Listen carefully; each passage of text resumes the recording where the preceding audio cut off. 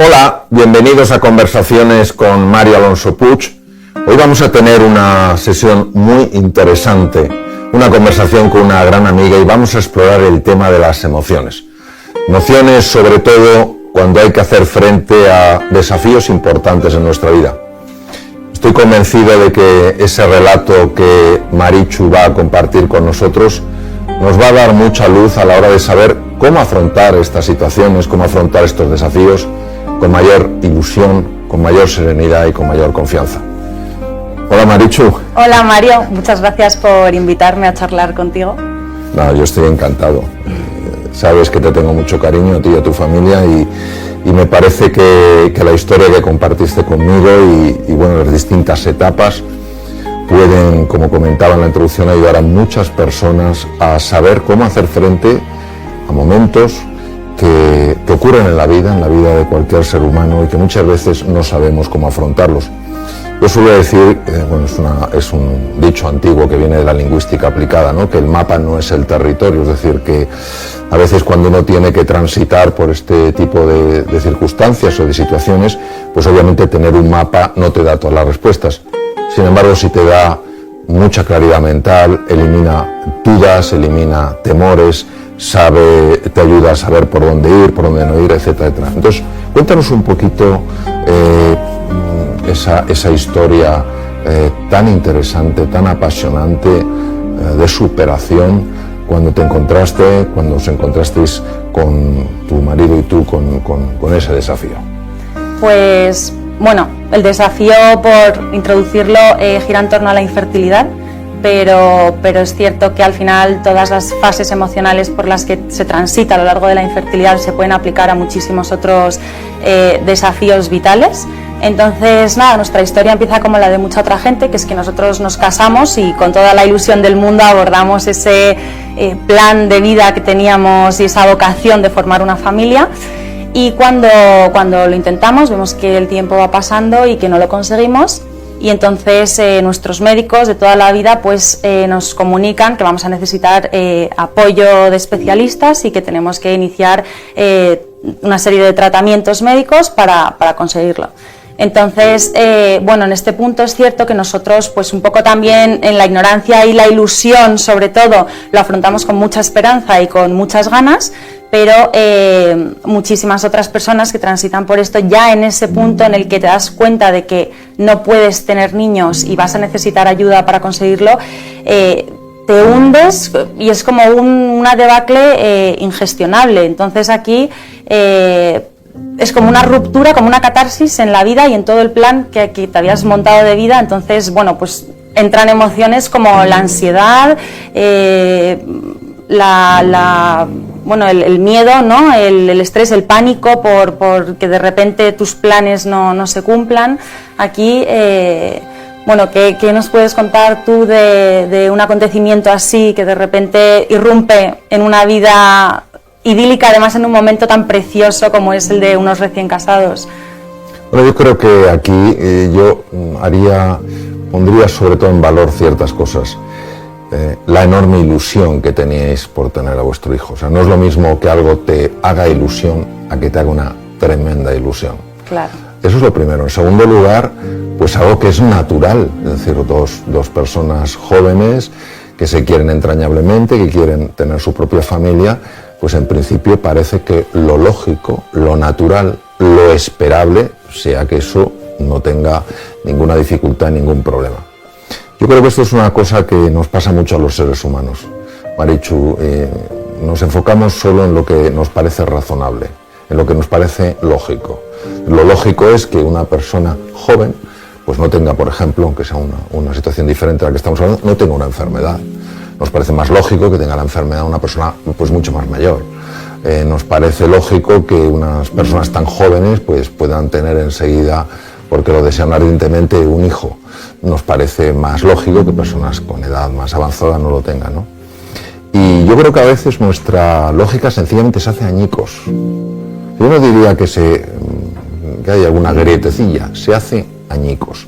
Y claro, ante esa sensación de ruptura interior, pues lógicamente nos quedamos de entrada en shock, ¿no? Y esto nos pasa a todos, ¿no?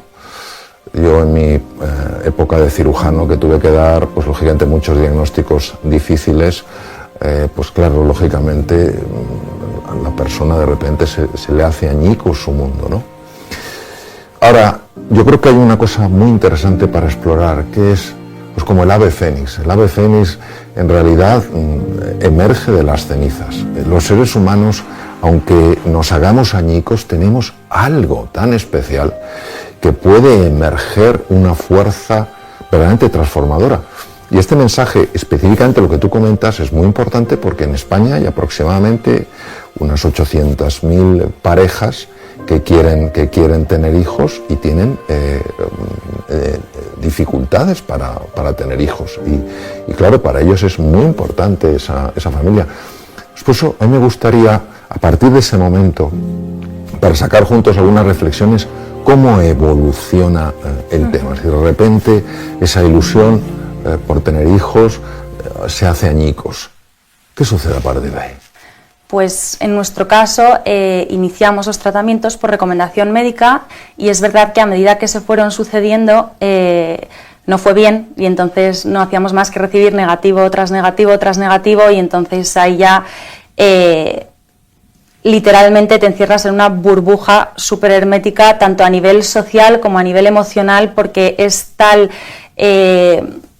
el agobio y el pozo negro en el que te hundes que eres completamente incapaz de afrontar nada de lo que te rodea. Entonces es un desgaste físico súper potente, por supuesto, por la medicación y todo lo que ello conlleva, un desgaste económico también increíble porque los tratamientos son carísimos, de hecho no mucha gente se los puede permitir, y un desgaste emocional, por supuesto, horrible, porque en cada oportunidad pones toda la ilusión del mundo porque es tu bebé, o sea, al final es un proyecto que implica buscar a tu bebé, que qué sueño más legítimo, ¿no? que tener un bebé. Entonces, claro, cada vez que eso fracasa, la caída es tremenda, es brutal, y eso pues conlleva pues un aislamiento social bestial, tanto en parte por el tabú que hay tan enorme en torno a este tema como por el hecho de no poder gestionar embarazos ajenos o no poder gestionar problemas de amigos porque no puedes ser un apoyo en esos momentos para ellos. También el sentimiento de culpabilidad precisamente por no poder estar en esa sociedad y en esa familia porque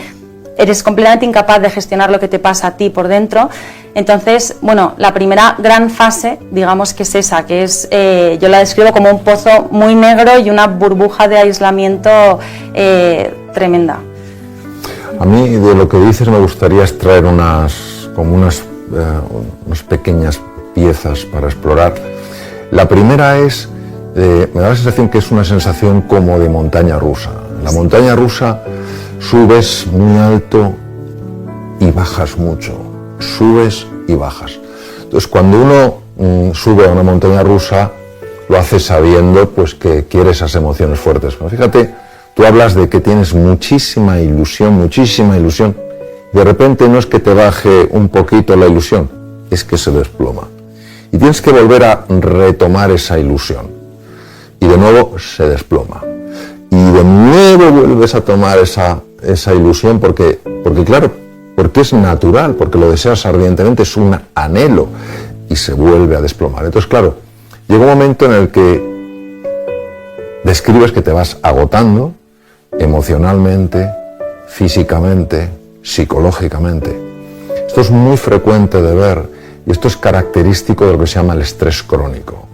El estrés crónico o distrés es una situación en la cual la persona tiene como un momento de pico, cae y tiene otra vez que volver y cae otra vez y volver para arriba y cae otra vez sin que haya episodios de recuperación, porque muchas veces es un intento detrás de otro, ¿no? Y esto hasta los seres humanos más fuertes físicamente, psicológicamente y emocional les produce un desgaste.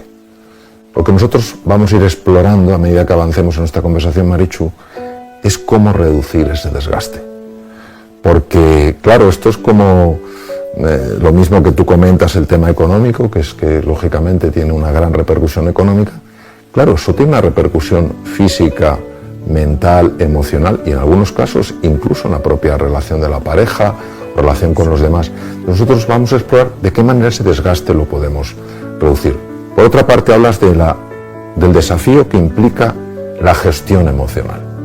Cuando se habla de emociones, a veces se habla de una forma muy banal. No te lo tomes tan a mal. Bueno, esto ya no sé qué, etc. Y nos convertimos en personas que de forma muy superficial decimos a los demás cómo tienen que abordar las circunstancias hasta que nos toca a nosotros. Y cuando la emoción le embarga a uno, todo ese razonamiento intelectual, toda esa cognición apenas sirve, ¿no? Luego has comentado un tema que es muy frecuente de ver, que es el aislamiento. ¿Qué es lo que tú crees que lleva a ese aislamiento? Porque en el fondo la situación de no poder tener un hijo no es una cosa que le pase a una persona en el mundo mundial. En España hay aproximadamente 800.000 parejas. Entonces, ¿a qué crees que se debe ese aislamiento? Casi como si uno no pudiera compartirlo, como si la sociedad no estuviera preparada para acoger eso, pero como lo acoge una sociedad que apoya, que estimula y que acompaña. ¿A qué crees que se debe eso? Pues mira, por un lado yo creo que hay un gran componente personal propio, que es que es tan complicado de gestionar esa carga emocional tan inmensa que nos invade, que yo creo que nos aislamos por incapacidad precisamente de autoentendernos, de entendernos a nosotros mismos y de gestionar lo que sentimos. Eso por una parte. Por otra parte, es cierto que, aunque es un tema muy frecuente, es un tema que se comenta poco, y de hecho es que hay un tabú que hay que romper, porque efectivamente es que es muy frecuente y no pasa nada y hay que naturalizar y exteriorizar, pero el caso, la realidad es que no se hace. No sé por qué motivos, no sé si es una cuestión histórica, si hay un componente a lo mejor de orgullo asociado, igual de virilidad, de feminidad, o no lo sé, puede ser. Y la cuestión es que no se comenta. Pero es cierto que una vez se hace, el alivio es tal, porque es que la carga que te quitas de encima, ya suficiente dolor se carga como para encima llevarlo en secreto, que es el doble de carga. Entonces es cierto que el alivio es tremendo. Pero sí que se ha visto que aunque hay muchísimas personas que por supuesto reaccionan con empatía y están dispuestas, como bien dices, a acompañar y a acoger, pues oye, como se ha hecho siempre en la familia, ¿no? Y entre los amigos, precisamente por esa falta de conocimiento y por ese tabú, hay mucha gente que no sabe reaccionar porque no es capaz de comprender la magnitud de lo que está sufriendo una persona que sufre esto. Y a veces pues las reacciones que nos encontramos no son las esperadas y a lo mejor son más frívolas, con frases hechas que igual pues pueden causar dolor, como pues igual es que no estás preparada para ser madre, o quien algo quiere algo le cuesta, comentarios así que pueden causar incluso más dolor. Entonces también en parte por eso es aislamiento, porque hay personas que igual no se sienten preparadas en su entorno a exteriorizar por miedo a estas reacciones. Yo creo que eso que comentas tiene una enorme importancia por varias razones. El aislamiento es la peor estrategia que los seres humanos podemos seguir cuando estamos envueltos en una tormenta emocional de esas características. La pregunta es ¿por qué nos aislamos? Y muchas veces nos aislamos porque nos sentimos pequeños, nos sentimos frágiles y llegamos a pensar, y esto es condicionamiento social y cultural de muchísimo tiempo atrás, como que hay algo en nosotros que es defectuoso. Como que hay algo en nosotros que no es como debería de ser. Freud hablaba mucho del super yo, decía de esta especie como de imagen mental anclada en el inconsciente, deberías ser, tendrías que. Y todo eso genera mucha tensión. Entonces cuando una persona se siente empequeñecida, aunque siga siendo igual de grande, porque que una mujer o una pareja tenga un hijo o no lo tenga no hace a esa pareja más grande o menos grande, la grandeza la lleva el ser humano, como suelo decir yo, puesta, ¿no? desde que nace. Pero es cierto que ese aislamiento tiene bastantes inconvenientes. El primer inconveniente efectivamente es que un dolor llevado en silencio es un dolor mucho más intenso. En segundo lugar, que las personas al ver pues esa falta de comunicación muchas veces queremos hacer algo, y esto es sobre todo especialmente característico de algunas personas. Hay que hacer algo, hay que resolver algo, y posiblemente lo único que en ese momento tú esperas, tú deseas, es proximidad, cercanía y apoyo. Es decir, sentirte comprendida, sentirte escuchada, no que te venga nadie a adoctrinar, a soltar una lección, a decirte es que deberías estar, o tendrías que conformarte, o mira las cosas estupendas que hay. No, eso puede tener muy buenas intenciones. Yo suelo decir que a veces las mejores intenciones van a acompañar de pésimos resultados. Entonces, hay que tener mucho cuidado con eso, porque me decía uno de mis hijos, decía, papá, cuando hables con padres, diles que nos digan menos lo que tenemos que hacer y que nos escuchen un poco más.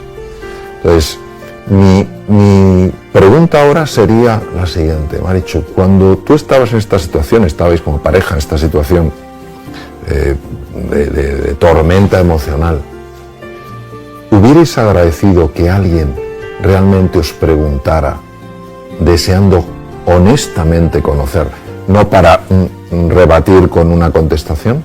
Sin duda, y de hecho es que en el momento en el que nos abrimos y compartimos, nosotros tuvimos la enorme suerte de encontrar esas personas que sí que preguntaban con interés verdadero, con escucha activa y de verdad poniendo el hombro para que lloráramos, y se agradece que fue pues nuestro pilar, porque al final es que evidentemente la pareja, aunque sufre mucho, también estos temas y este sufrimiento bien gestionado es una herramienta muy poderosa de unión también de la pareja. Entonces nosotros es cierto que entre nosotros nos apoyábamos un montón, pero necesitas también un apoyo exterior, claro, y sin duda lo agradecimos con todo el corazón, sí, o sea, eso es importantísimo. Es muy importante aquí señalar que, y aquí vamos a entrar en un tema más de fisiología, aunque no tenga una relación directa con lo que estamos hablando, pero en general, hoy se ha demostrado que cuando dos personas o varias personas están realmente conectadas, hay una liberación de una hormona llamada oxitocina. La oxitocina, que es muy conocida por su papel en el parto y en la lactación, es ahora muy bien conocida en todo lo que tiene que ver con la salud del organismo. La oxitocina, por ejemplo, es una de las pocas hormonas que puede desactivar los núcleos amigdalinos que están en el cerebro, que son responsables del miedo. En estas situaciones muchas veces hay miedo que acompaña. También se ha demostrado que hay una rama, se llama el vago anterior, que se activa especialmente cuando las personas se sienten apoyadas. Decías, un hombro, a lo mejor un hombro para apoyarte o un hombro en el que llorar, pero no un hombro que te esté dando una teoría de cómo deberías sentirte. ¿No? Te sientes como te sientes. ¿Por qué? Porque cada uno tiene su vida, ¿no? Es fascinante porque el vago anterior se ha visto que regula la función cardíaca, y esa regulación de la función cardíaca lleva a lo que se llama la coherencia cardíaca, la cual a su vez es capaz de estabilizar un montón de sistemas y de tejidos, ¿no? Entonces yo creo que esta es una primera conclusión, propuesta que podríamos hacer, si te parece, ¿no? Cuando te encuentres con un obstáculo en la vida, primero, recuerda que no eres la única persona que está experimentando esto.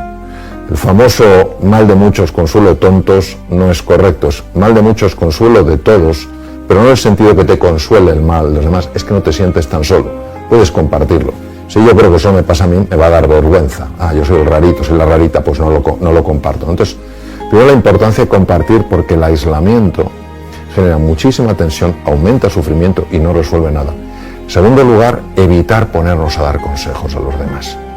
Es decir, podemos hacer propuestas, pero no, tú deberías estar, oye, si tal, cual, no.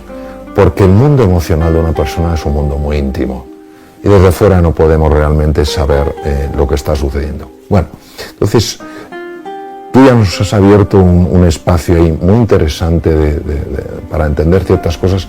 ¿Cómo sigue avanzando la situación del tema? Pues nosotros cuando terminamos ese primer tratamiento en el que se fueron sucediendo los negativos, y una vez rompimos nuestra burbuja de aislamiento social, como acabamos de comentar, y decidimos compartirlo, lo cual nos supuso pues un apoyo enorme, decidimos intentarlo una segunda vez. Nos hicieron una serie de pruebas médicas en las cuales se descubrieron pues que mi marido y yo éramos incompatibles genéticamente, lo cual pues nos supuso un drama, o sea, eso fue el inicio un poco del duelo que transitaríamos más adelante, porque eso ya limitaba mucho nuestras posibilidades, pero el caso es que con pauta médica supuestamente nuestras probabilidades de éxito eran altas, entonces lo intentamos una segunda vez, pero las oportunidades se fueron sucediendo y lo mismo, negativo, negativo, negativo. Entonces en ese momento ya llegamos a un punto de agotamiento extremo.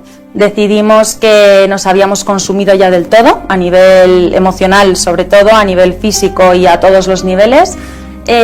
Nos habíamos alejado mucho también de Dios, que para nosotros era importante, ¿no? de nuestra fe y de nuestras creencias. Habíamos perdido mucho tiempo de pareja de grandísimo valor, porque el tiempo que se va no vuelve, y al final la infertilidad absorbe tanto que es que todo gira en torno a eso, con lo cual la vida se consumió todo ese tiempo.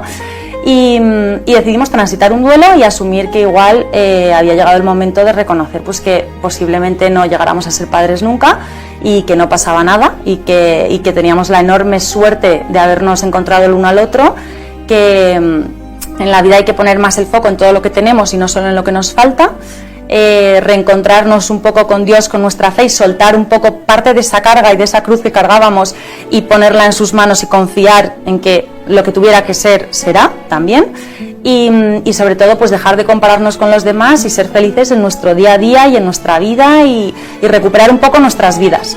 Entonces ese fue un periodo un poco de duelo en el que crecimos muchísimo. Yo siempre digo que no he sido nunca en toda mi vida más feliz que en esa etapa. O sea, cuando decides soltar algo tan inmenso como el sueño de ser madre y recuperar tu felicidad basándola en nada y a la vez en todo, que es todo lo que tienes, pero sin ponerlo en un foco en concreto. Y nada, y en ese momento decidí abrir una cuenta de Instagram para comunicar pues todo esto, para compartir todo esto con gente que pudiera estar pasando por lo mismo. Es curioso porque hay una gran diferencia, una gran distinción entre lo que es la aceptación y la resignación. La resignación es un resentimiento encubierto y nunca te puede dar sensación de felicidad, porque tienes el aguijón ahí metido. Pues llega un momento en que te das cuenta de que, claro que para ti la maternidad, para ti, para tu marido, la maternidad es muy importante, no es lo único que cuenta. Y de alguna manera había habido una absorción completa en la maternidad que se había convertido en el centro de toda vuestra vida, en el centro de toda vuestra existencia. En ese momento dijiste, bueno, claro que es muy importante, no es el centro de toda nuestra existencia. Hay muchas cosas por las que merece la pena vivir, nuestra relación, nuestro amor, nuestra salud, mil cosas, ¿no? Esa toma de perspectiva es lo que se llama aceptación. Entonces, aceptas y decir, asumes una realidad, la realidad es que de momento no me puedo quedar embarazada, pero también te abres a la existencia de una realidad todavía más poderosa, ¿no? Que es, esa realidad más poderosa es, oye, tenemos una relación extraordinaria y hay un montón de cosas maravillosas. Fíjate que en ese sentido, cuando se produce la aceptación, que es la parte final del duelo, nos invade una enorme serenidad, una enorme paz interior. De esto hablaba mucho la psiquiatra suiza Elisabeth Kubler-Ross, ¿no? Que trabajó mucho el proceso de duelo. Aceptar es asumir esta realidad como una parte de una realidad mucho más amplia, en lugar de quedar totalmente atrapados en algo que puede llegar a convertirse en una obsesión que drena toda la energía, drena todos los recursos. Parece que no hay otra cosa en la vida. Y así nos puede pasar que perdamos la perspectiva de un montón de temas importantes. Has mencionado otro punto, para mí es muy relevante, para mí la vida espiritual es muy relevante, el alejamiento de Dios inicial. Cuando una persona está experimentando una situación muy dura desde el punto de vista emocional, en el proceso de duelo hay una fase que se llama la fase de la ira. Tienes que buscar algún culpable. Obviamente una persona con una fe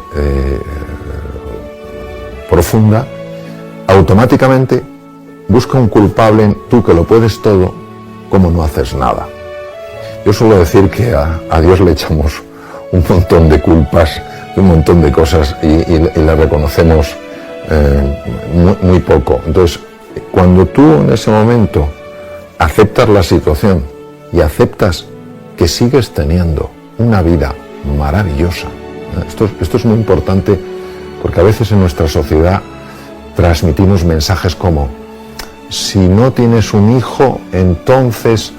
No, por favor, o sea, una persona tiene una riqueza interior excepcional.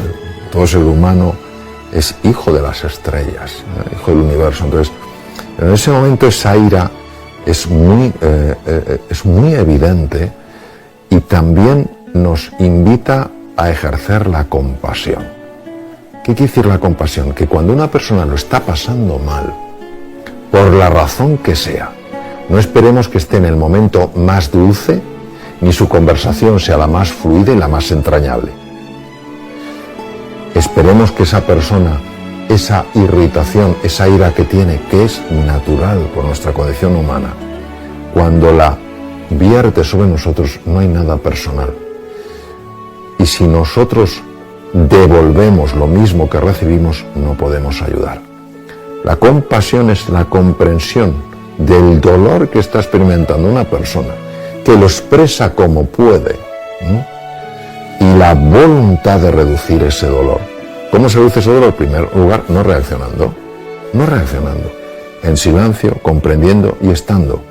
Y la propia persona que de alguna manera está proyectando esa tensión que siente, cuando se encuentra con alguien que está dispuesto a estar con ella, como un compañero de viaje, como una compañera de viaje, sin juzgar, sin rebatir, sino simplemente estando, eso tiene un poder transformador absolutamente excepcional, porque esa es la forma más elevada de amor. Es un amor sin condiciones, es un amor gratuito. Yo no te amo porque te portes como me gustaría que te portaras.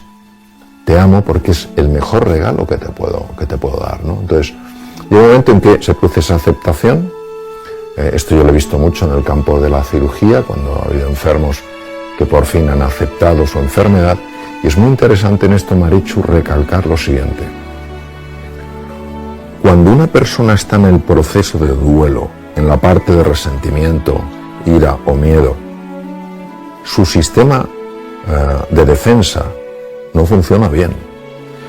Su eje de estrés está activado. No pasa nada si se activa, pero cuando uno se queda estancado en el proceso de duelo, entonces eso sí se deteriora. Cuando uno acepta, es curioso porque hay cambios muy profundos hormonales, por eso para los médicos, sobre todo en mi época en la que ejercía la cirugía clínica, muy importante que aceptaran la enfermedad, en este caso, estamos hablando de enfermedades, porque su organismo responde con mucha más violencia contra el agente agresivo. Entonces, llega un momento, se produce la aceptación, llega un momento en que tú tienes una experiencia de felicidad que me imagino que te sorprendería, porque claro, después de ese caer en ese bache, en esa oscuridad en la que podemos caer obviamente todos por mil razones, de repente ver esa luz, eso te tendría que sorprender, ¿no? Bueno, muchísimo, claro, de hecho tanto que precisamente por eso abrí una cuenta de Instagram para compartirlo, porque dije, es que esto puede ayudar mucho. Puede ayudar muchísimo a mucha gente que se haya quedado estancada en esa fase de ira que comentas, en esa fase de dolor tan enorme. Entonces abrí un perfil para, pues un poco en parte para romper el tabú y naturalizar este tema que nos afecta a tantos, y en parte también para ayudar precisamente y compartir nuestro proceso por si alguien le pudiera dar ese empujón, porque efectivamente se puede ser feliz en el sufrimiento después de aceptarlo. Y entonces en ese proceso y hablando con gente, por un lado se nos abrió el camino de la adopción. De repente, o sea, no lo teníamos en mente, pero una vez terminado ese proceso de duelo, lo pusimos sobre la mesa y nos encantó y se convirtió en algo súper vocacional en lo que pusimos todas nuestras energías.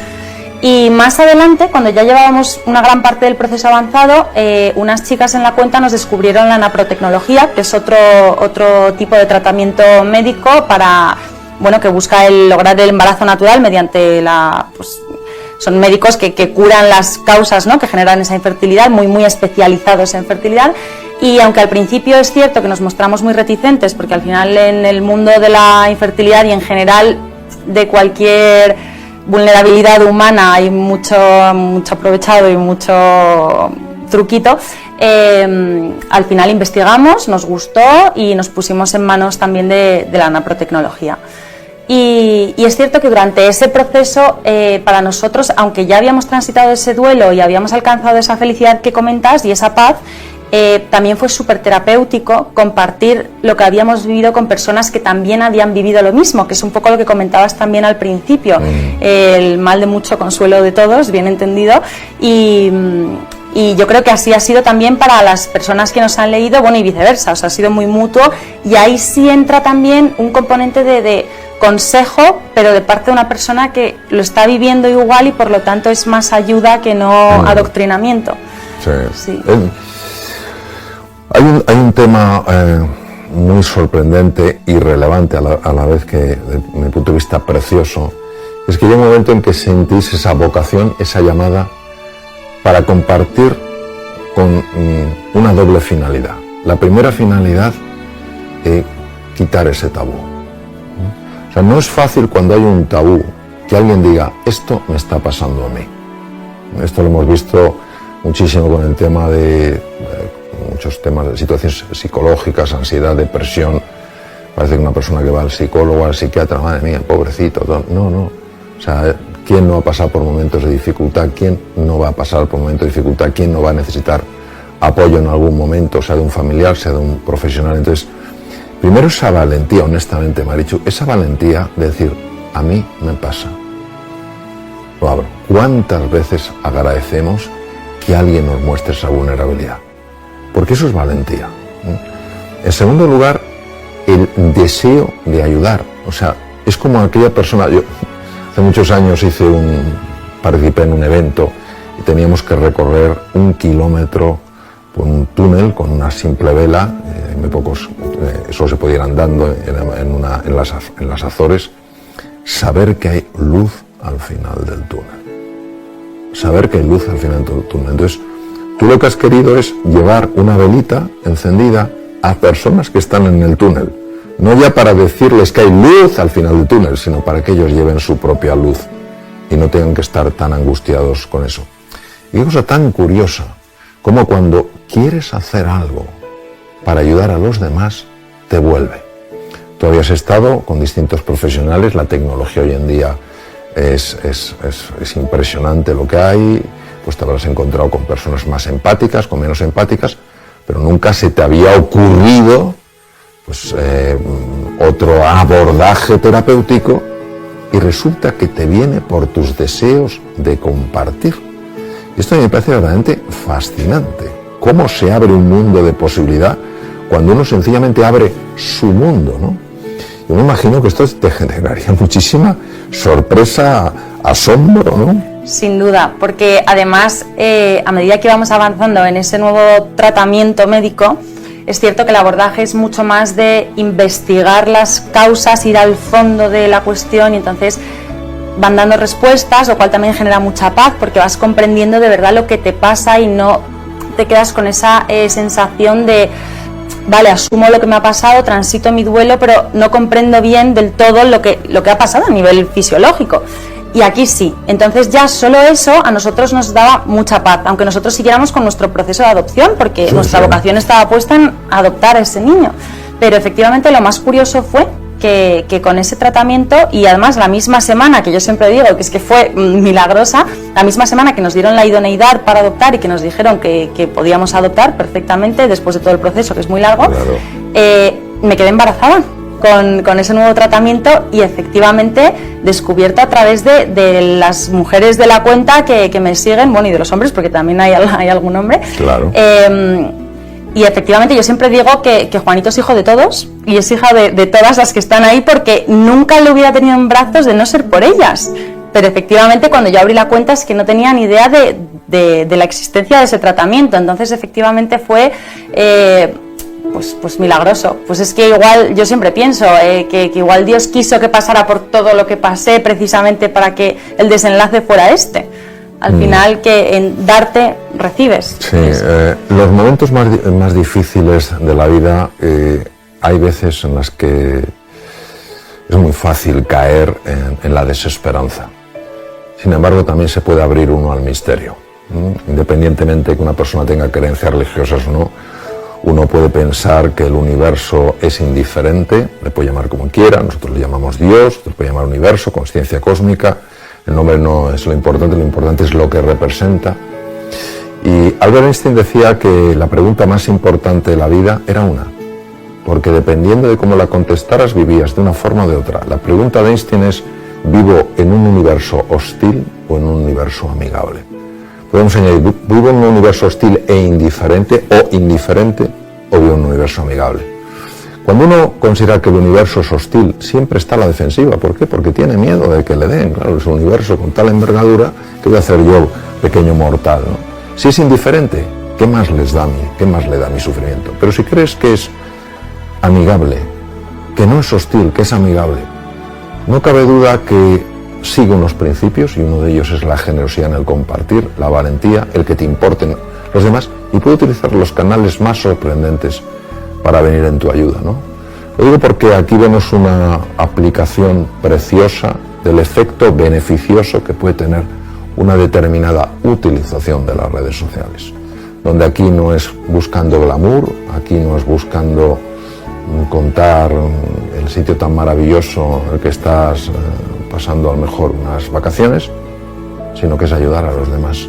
Y claro, al abrir ese abanico te puede llegar una información desde los sitios más impresionantes. Hay otro punto que me ha parecido notar cuando hablabas. Para ti fue muy importante que te dieran un porqué a lo que te pasaba. Da la sensación, y me corrige si me equivoco, que hasta ese momento se había estudiado alguna cosa, pero tú encontraste un nivel de hondura en el porqué que no estaba. Esto es importantísimo recalcarlo, porque el ser humano siempre está preguntándose por qué. Y hay porqués que no podemos contestar, pero sí podemos decir, hay una causa, no sé cuál es la causa, seguiré investigando, en lugar de decir, vale, hasta aquí estamos, ¿no? Yo creo que tú, que vosotros como pareja valorasteis mucho esa profundización en el por qué, ¿es así? Sí, sin duda. Nosotros la impresión que nos había dado hasta la fecha es que se ponía mucho el foco en el objetivo, que era conseguir ese bebé, conseguir ese bebé, conseguir ese bebé, pero claro, tiene que haber una causa de base por la cual ese bebé de forma natural no llega, y eso es algo que inicialmente no se investigó bien. Daban unas respuestas que supuestamente no justificaban esa infertilidad natural, y entonces a nosotros eso siempre nos dejó pues una cierta incomodidad, ¿no?, psicológica, porque bueno, habíamos transitado ese duelo y le habíamos dicho adiós a nuestro mayor sueño sin tampoco entender del todo, pero bueno, al final pues nos abandonamos y confiamos, y es cierto que al descubrir la naprotecnología sí, bueno, el objetivo principal es precisamente curar y sanar, no tanto conseguir ese bebé, sino que ese bebé es consecuencia de una sanación y de que se pone un tratamiento y una cura a todas las posibles causas de infertilidad que hay, y eso para nosotros fue fundamental, porque aunque tuviéramos el foco precisamente en la adopción, que estábamos en ese momento en el proceso, a nosotros mentalmente era una paz impagable saber y por fin entender qué era lo que estaba pasando y por qué había pasado todo lo que había pasado. Yo creo que tenemos que poner en valor, primero, que hay muchísimos profesionales en el campo de la reproducción asistida que son de primer nivel y ofrecen distintos tipos de abordajes. Algunos pueden ser más efectivos, otros menos, entonces el que funciona en vosotros, en otras personas pueden funcionar otros abordajes, ¿no? Lo importante es que os llegó una información por un sitio absolutamente inesperado. Yo suelo decir algo que no es especialmente lúcido, pero a mí me sirve, que cuando el universo se pone en marcha, el impacto siempre es el siguiente: sorpresa, sobrecogimiento y gratitud. ¿Por qué? Pues no te lo esperas. Pero segundo, es algo tan brutal en su manifestación que te produce sobrecogimiento. Es decir, ¿cómo es posible que yo, queriendo ayudar y solo buscando ayudar, transmitiendo mi historia, abriéndome a los demás, haya sido además ayudada? Esto es un principio precioso del universo. La mente humana es la que es escasa el universo es abundante. ¿Por qué no vemos más abundancia? Porque ya nos encargamos nosotros de que esa abundancia no aparezca, ¿no? Fíjate qué cosa más bonita, o sea, ayudaste, porque sin duda hay muchas personas, hombres y mujeres, a los que les has ayudado con tu historia y les estás ayudando en este momento. Es que además has sido ayudada. Esto es maravilloso, porque yo no he visto mayores win-win que los que orquesta el universo. Y por eso produce esa gratitud, porque en el momento más inesperado emerge algo totalmente extraordinario. Por eso personalmente creo que los milagros existen. ¿Qué es un milagro? Un milagro es aquello que rompe lo que es la lógica que los seres humanos manejamos, y que no es la única lógica. La lógica del universo es infinitamente más grande que la lógica humana. Nosotros podríamos acceder a ella, pero como somos muchas veces tan soberbios, tan prepotentes, tan arrogantes, en fin, pues nos cuesta, ¿no? Bueno, y entonces os enteráis, Juan y tú, de que estáis ya esperando a Juanito. Sí. ¿Y qué sucede a partir de ese momento? Pues lo primero de todo, apoteósica, la alegría tan inmensa que normalmente la gente espera sus 3 meses de rigor para comunicarlo, y yo cogí el listín telefónico y llamé absolutamente a nadie, a todo el mundo. Obviamente lo compartí pues con la comunidad de Instagram, porque como digo, Juanito era niño de todas. Sí. Y luego sí que es cierto que entramos en una fase, que esto le pasa a absolutamente todo el mundo que ha transitado por esto, de miedo. De que eso falle, ¿no? De miedo. Ahora que hay esperanza y ahora que vemos la luz al final del túnel, todavía queda un largo camino por recorrer, porque al final los embarazos son muy complicados, y también a la vista está pues que puede pasar cualquier cosa. Entonces, el miedo. Y además el miedo que acompaña a los 9 meses hasta el mismísimo final. ¿Y a ti te parece natural ese miedo o no? Hombre, sin duda, porque al final es precaución. Claro. Yo creo que cuando hablamos de emociones, tenemos que hablar con un enorme respeto acerca de determinadas emociones. Entonces, el miedo es una emoción que acompaña al ser humano a lo largo de toda su vida. Y el problema es cuando el miedo es lo que domina nuestra vida. Aquí había 2 elementos. Por una parte, la ilusión, y estoy convencido que la confianza. Y por otro lado, el miedo. Reconocer el miedo no es ninguna vergüenza. Hace muchos años, uno de los mejores comandantes de líneas comerciales americanas le preguntaron, estos aviones inmensos, le preguntaron qué sentía al despegar, y dijo miedo. Y una de las personas que le entrevistaba dijo, ¿pero cómo va a tener usted miedo? Dijo, claro, yo tengo miedo, pero el miedo no me tiene a mí. O sea, el miedo es natural. O sea, vuestra ilusión se ha hecho realidad, estás embarazada, estáis esperando un niño, y es lógico tener ese miedo. Lo digo por lo siguiente. El gran Carl Gustav Jung, probablemente uno de los, para mí, de los psiquiatras más lúcidos que han existido, no digo que su vida fuera perfecta, pero tenía unas intuiciones realmente geniales, dijo: lo que se resiste, persiste. Cuanto menos queramos compartir ese miedo, cuanto más luchemos contra ese miedo. Yo no tendría que tener miedo, porque tendría que no sé qué tal cual. Todo eso incrementa el miedo. Decía el gran Rumi, el místico del siglo XII, decía en casa de huéspedes, dales la bienvenida a todos, porque son mensajeros enviados del más allá. ¿Estás aquí? Miedo, bienvenido. Es natural. He esperado mucho tiempo esto. Ahora tengo mi inquietud. Es normal. No se trata de someter el miedo, no se trata de no debería estar aquí. Esto es una estrategia totalmente errónea. ¿De acuerdo? Es parte de lo que siento, es normal, es natural. También tengo la alegría y la confianza. Es decir, en mi casa de huéspedes no solo está el miedo, está la alegría y está la confianza. Ahora bien, si no dejo entrar al miedo, entonces tengo un problema. Bueno, seguimos con esta historia fascinante. ¿Y qué sucedió después? Pues que por suerte todo fue muy bien. Es cierto que llevamos un control médico muy exhaustivo, al principio durante todo el primer trimestre semanal, luego todo el embarazo pues ya más natural, y nada, y que al final fue un parto muy feliz, fue una cesárea, no llegó a ser un parto vaginal, pero fenomenal. y ahora con Juanito en brazos, una maravilla. Y una vez más vuelve un poco ese miedo, ese mismo miedo, porque al final la infertilidad yo creo que es algo que no terminamos de decirle adiós nunca, porque aparte de que se queda la huella, ¿no?, y las secuelas de todo lo vivido hasta el momento, persiste ese miedo, pues porque ahora igual, pues si Dios quiere, nos encantaría el hermanito. Entonces, quién sabe, ¿no?, lo que puede pasar. Supuestamente estamos curados, pero claro, como ya hemos vivido todo lo que hemos vivido, el miedo a volver otra vez a caer en lo mismo, y ya no solo que las cosas vayan mal, sino a dar como marcha atrás. Y bueno, pero con ilusión y evidentemente pues con otro enfoque, porque al final nuestro milagro está aquí y estamos plenísimamente agradecidos, sin duda, y bueno, pues es una mezcla de emociones de todo tipo. Bueno, y creo que además dos puntos muy interesantes. Primero, nosotros tenemos dos ejes, ¿no?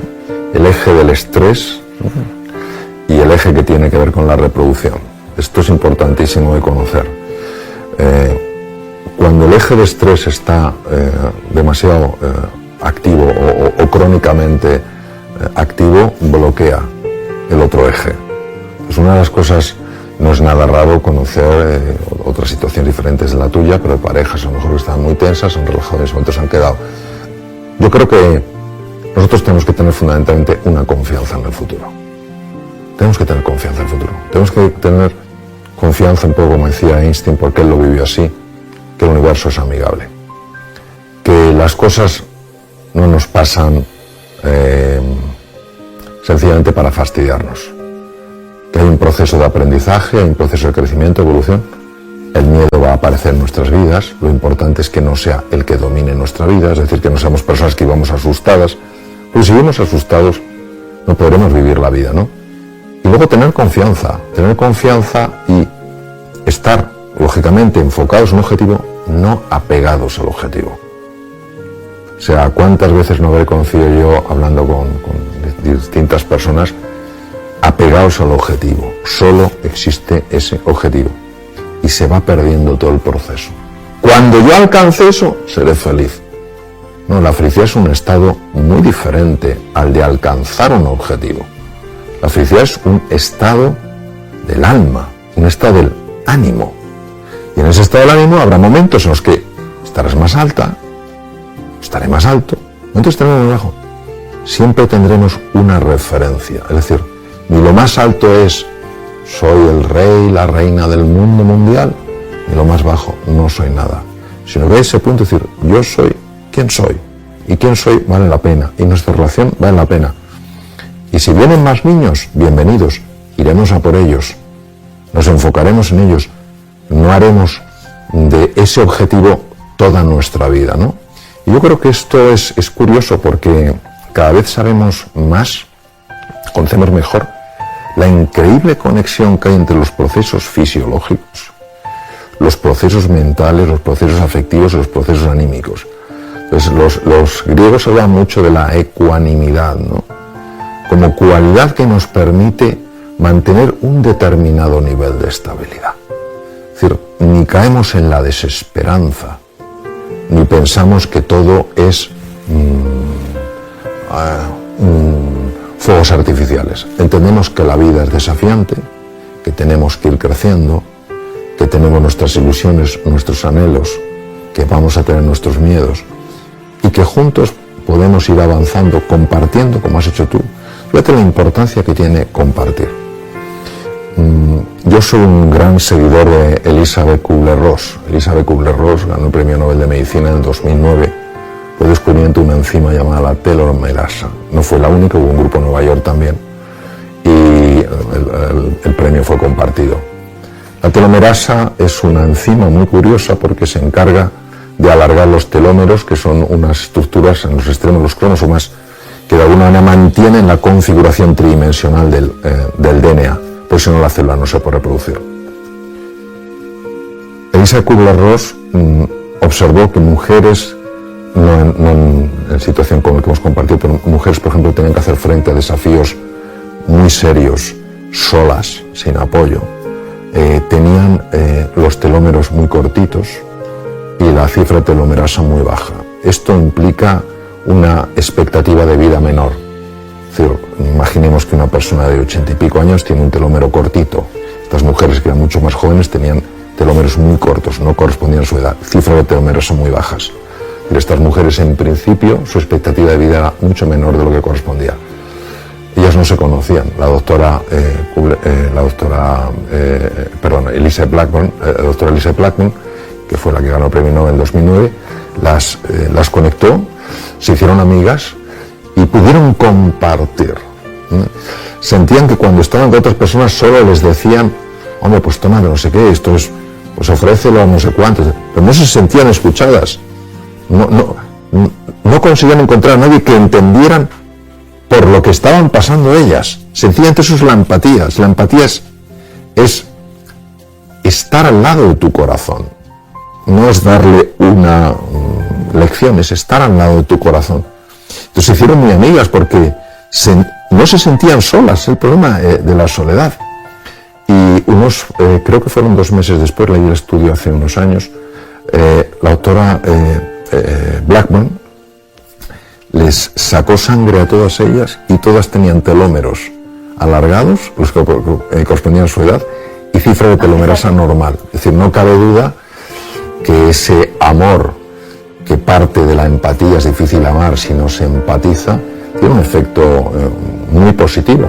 Y si lo tiene a nivel de los telómeros, lo puede tener, estamos hablando de estructuras que se descubrieron con microscopía electrónica, es decir, hablamos de estructuras muy finas, muy pequeñitas.